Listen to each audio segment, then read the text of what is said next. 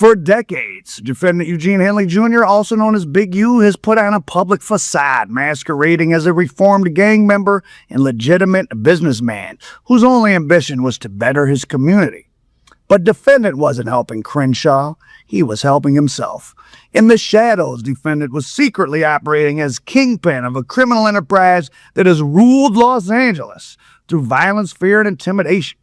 Now he seeks pretrial release under the guise of his reformed persona, even though his criminal activities have included murder, extortion, robbery, wire fraud, bank fraud, and human trafficking. The court should see through defendant's farce and keep him in custody for the safety of the community. To avoid custody, defendant will no doubt continue his double dealing, as he did to celebrities and donors that he duped into believing they were helping young, underprivileged athletes chase their dreams, when in reality they were unwittingly lining defendant's pockets as he embezzled donation after donation.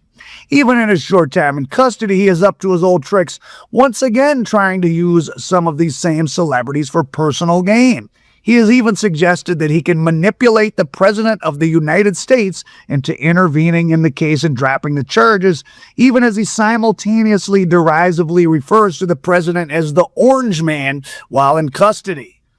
So apparently, Mr. Henley has been on the monitored phones, calling up celebrity buddies, trying to round up some money on, and he's been saying he's going to get Trump to pardon him, all the while calling Trump the Orange Man. This court should not be fooled by the good deeds defendant promises to accomplish. If only he could close the detention doors behind him. The truth is that he will undoubtedly cause exponential harm to the case, to the community, and to others. If he were released, defendant should remain detained for the safety of the community, the victims, and witnesses. In defendant's own words, quote, "If I would have had a problem with any man, the issue would have been resolved and he wouldn't be here, I wouldn't be here." Once again, Big U's problems are not the words of loose cannon, they're his own words. Indeed, with seemingly just hours of notice of his impending arrest, defendant had already destroyed valuable evidence, attempted to paint a false narrative of his criminality in the public, and publicly condemned his enemies by name. He cannot be allowed to continue on his obstructive path. Now, 600 went to court. Go over to his channel if you want to watch him break down. Some people like 600, some don't, but he said that the prosecutor specifically said by saying that WAG 100 and 600 were working with the FBI, which the prosecutor categorically denied, that everyone knows in the streets working with the police can put you in danger, so that Big U was threatening Big 600 and WAC 100. So that was brought up. These are all things Big U did to himself. Any supporters defendant may offer as sureties, that means people that would put up money, will not protect the community. They did not save R.W., Rayshawn Williams, whom defendant murdered and abandoned in the desert. So they're charging him. It was kind of unclear, were they just sort of mentioning the murder? Don't be surprised if Las Vegas pulls them out of federal lockup and takes them to Clark County and gives them a state murder charge. They did not save defendants' countless extortion and embezzlement victims whom defendant terrorized or tricked for years. They didn't stop defendant from leaving Los Angeles in the midnight hours. What a poetic prosecutor. Before his arrest, or hurling thinly veiled threats in the lead up to his surrender. This court should have no trouble finding the defendant represents a danger and risk of non-appearance. With the utmost respect to pretrial services, pretrial supervision is not enough. For the sake of the community, defendant should remain in custody.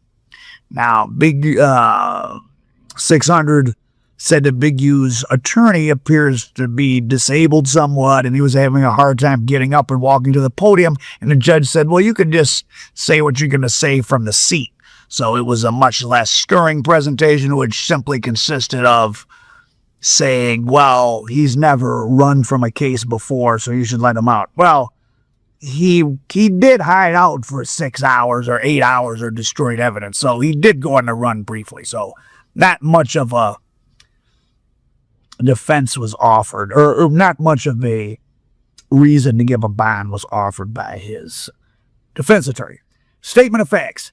Defendant is a dedicated rolling 60 leader of his own violent racketeering enterprise. Hey, any rolling 60s watching this, highly advise you to be careful, because they're throwing that word around a lot. They are probably poking around for all sorts of things. But defendant is an avowed and famed member of the rolling 60s neighborhood Crip Street gang. As early as 92, the LA Times described defendant as the leader of the gang. I've read that article. So in 92, a guy named Stone was killed out in Duarte by the Durack Crips in a reefer deal gone bad. Stone and another guy from the neighborhood who wasn't in the gang, they were left dead. Big U has some videos bragging about how he had that guy stabbed up. One of the killers stabbed up, I think, in one of his interviews. As he states in many interviews when asked about any gang tattoos, of which he has none, it ain't on you, it's in you. Indeed, defendant's gang ties run deep in his blood. Defendant has loudly recounted the terror he instilled for years in various interviews. Defendant recounts selling narcotics. Again, this is this is him talking. This is not loose cannon. I don't. Brick Baby certainly isn't talking about him. He got Brick Baby hot, not vice versa. This is all Big U's own words coming back to haunt him. In various interviews, defendant recounts selling narcotics, taking a percentage of all illegal activity in the neighborhood, leading the body snatchers kidnapping crew, and eventually going to prison where he claims to paid off the guards and taking a percentage of drug sales. I mean, this is worse than a mafia boss. Like, this guy was in charge on the street, in jail, everywhere he went, per his own words. And now, listen, they tell you anything you say can and will be used against you in a court of law. Anyone watching this that's out there making moves, not that I support that, take a lesson, man. Watch what you say. Again, I say this is going to change our little corner of YouTubering. Well, I don't really do many interviews. I just do a few here and there. Guys, better be careful what they say, even if it's from stuff a long time ago, because even if they can't charge you with the crime, it's establishing a pattern of behavior, which is a RICO. If, 10 years ago, past the statute of limitations, I did this, this, and this. Well, they can't charge you with that, but they can use it against you in a RICO. Now, after an investigation spanning more than 4 years, defendant was charged with running the Big U enterprise from at least 2010.